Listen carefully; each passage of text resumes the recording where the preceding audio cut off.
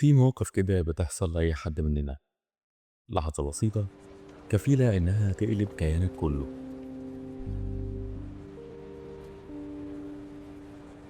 إيميل من مديرك، مكالمة سخيفة من عميل عنده مشكلة، انترفيو مهم وحاسس إنك مش جاهز. ده غير ضغط الشغل والالتزامات المالية اللي عليك والديدلاين اللي بيقرب وإنت لسه مخلصتش، طلبات البيت، مشاكل الأولاد. الغريب إنك تبان للناس ثابت، لكن في فوضى كاملة جواك. دقة قلب سريعة، إحساس إنك بتتخنق، جسمك اللي بيعرق من غير سبب، دوامة من الأسئلة والاحتمالات دايرة جوه دماغك. وغالبا أول حاجة بتفكر فيها ساعتها إنك تهدى وتهرب من إحساس التوتر ده. وده لأننا اتعلمنا طول عمرنا إن التوتر والضغط العصبي عدو. بس خليني أقول لك حاجة، يمكن دي تكون أول مرة تسمعها بالشكل ده.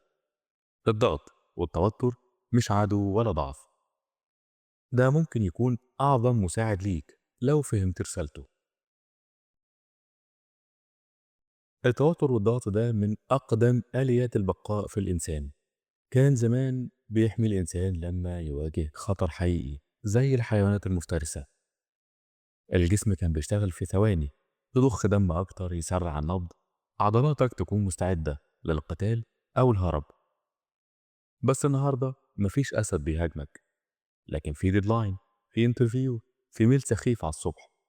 ودي مخاطر جديدة يمكن أخطر على دماغك من الأسد، لأن الضغط هنا بيصاحبه القلق.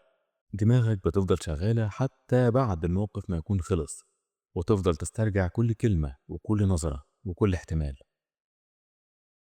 العلم بيقول إن جسمك لما بيتوتر مش بيعلن حرب عليك، ده بيعلن حالة طوارئ عشان يساعدك. وإن كل ده مش بيحصل ضدك، ده بيحصل علشانك.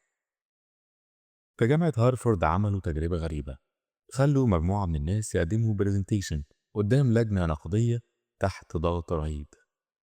قبل ما يبدأوا قالوا لنصهم: لو لقيت قلبك بيدق بسرعة، ده مش خوف، ده جسمك بيقولك إنه جاهز، فما تقلقش. النص التاني قالوا له: حاول تهدى وتقاوم الخوف والرهبة. النتيجة: الناس اللي رحبت بالتوتر بدل ما تهرب منه كان أدائهم أعلى، وثقتهم بنفسهم كانت أقوى. والأدهى إن أجسامهم فعليا كانت في حالة صحية أكتر، مفيش انقباض في الأوعية الدموية، وحالة القلب كانت أفضل. كلهم دخلوا نفس الموقف، لكن كانوا في عالمين مختلفين.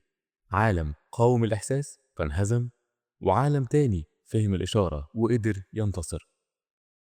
في محاضرة شهيرة للدكتورة كيلي ماكوجنال قالت فيها إن الخطر الحقيقي مش في الضغط، ولكن في إنك تصدق من جواك إن الضغط خطر. اتكلمت عن دراسة تبعت 30 ألف شخص على مدار 8 سنين. اللي كانوا مصدقين إن التوتر والضغط العصبي مضر كانت احتمالية وفاتهم أعلى ب 43% من غيرهم. وده مش بسبب الضغط، ده بسبب الخوف منه. يعني اعتقاد الناس في الضغط أخطر عليهم من الضغط نفسه. وده ببساطة لأن دماغك بتصدقك. لو قلت لها أنا في خطر فهتستعد لحالة الحرب، ولو قلت لها أنا جاهز للتحدي فنفس الشيء اللي بيتعبك هيتحول لقوة وتركيز تخليك تشتغل أفضل. فعايزك تفهم إن الشطارة مش إنك تتخلص من الضغوط اللي حواليك، ولكن تعرف إزاي تتعامل معاها، وتصدق إن جسمك بيحاول يساعدك تتجاوز أي أزمة أو ظرف صعب. وده هو اللي فعلا هيفرق معاك كتير. إيه رأيك لو قلتلك كمان إن التوتر وضغوط الحياة بتزود مهارتك الاجتماعية وتخليك تقرب من الناس أكتر، يمكن حتى من غير ما تحس؟ في هرمون اسمه أوكسيتوسين، ده هرمون عصبي مسؤول عن العاطفة والغرائز الاجتماعية في الدماغ. الهرمون ده كمان بيتفرز كجزء من استجابة جسمك للضغط العصبي، زي الأدرينالين كده اللي بيسرع ضربات القلب. جسمك بيفرزه عشان يحفزك تبحث عن الدعم والمساعدة، وده اللي بيخليك في وقت الأزمة تدور على حد تفضفض معاه أو تحكي له. والجميل كمان إن هرمون الأوكسيتوسين ده بيحمي قلبك من أضرار التوتر، بيخلي الأوعية الدموية تفضل مفتوحة ما تنقبضش، ويساعد خلايا القلب على التعافي والتجدد. يعني وجود الناس دي حواليك مش بس بيريحك نفسيا، ده جسمك حرفيا بيتعافى. في دراسة تانية اتعملت على 1000 شخص في أمريكا، أعمارهم ما بين 34 و 93 سنة.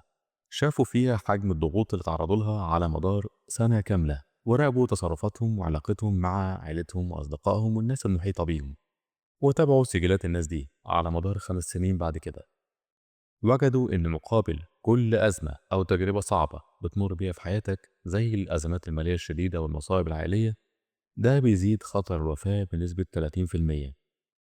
ولكن، وحط تحت لكن دي أكتر من خط، الكلام ده مش بينطبق على الجميع. الناس اللي كانت بتتواصل اجتماعيا بشكل أكبر وكانت حريصة على تقديم الدعم والمساعدة تعرضوا لخطر الوفاة بنسبة 0%. تواصلهم بالناس واهتمامهم بيهم اداهم مقاومة. ونلاحظ هنا للمرة التانية إن الآثار الضارة للضغط مش حتمية. حاول تفكر كده في الموضوع من شكل تاني، هتلاقي إن الضغط بيخليك تدخل دايرة من الذكاء الإنساني مش من الألم. مش معنى كده طبعا إنك تحب تعيش تجارب صعبة، ولكن إنك تحاول تغير مفهومك وتصورك عن الضغط، وتحاول دايما تقرأ الرسالة اللي بيحاول يوصلها لك. يعني لو مضغوط في شغلك، يمكن الرسالة هنا إنك محتاج تطور من نفسك أو أدواتك، أو إنك في طريق صعب بس مهم وهيخليك أقوى في النهاية. وإنك تتوتر قبل انترفيو أو امتحان ده عادي، زي الرياضي كده لما يكون متوتر قبل البطولة، والممثل قبل ما يطلع على المسرح. لكنهم بيكملوا ويبدعوا، لأنهم فاهمين إن التوتر ده جزء من الرحلة. اللي بيتعامل مع التوتر كعدو بيخسر، واللي بيتعامل معاه كمعلم وداعم بيتقوى بيه. مفيش حد أبدا ممكن يعيش حياة من غير ضغوط. كل تجربة أو إنجاز كان فيها شوية خوف ووجع. المرة الجاية لما تكون في موقف صعب أو أزمة وتلاقي قلبك بيدق جامد، خد نفس عميق وافهم إن قلبك ده بيحاول يساعدك ويديك قوة والطاقة عشان تقدر تعدي الموقف ده. دقة قلبك السريعة دي مش معناها ضعف أو خوف، معناها إنك لسه قادر تواجه وتكمل. خلي التوتر صديق، مش عشان أنت بتحبه، لكن عشان أنت فاهمه. وافهم كمان إنك كإنسان مش مضطر تواجه المحطات الصعبة اللي بتقابلك في حياتك لوحدك.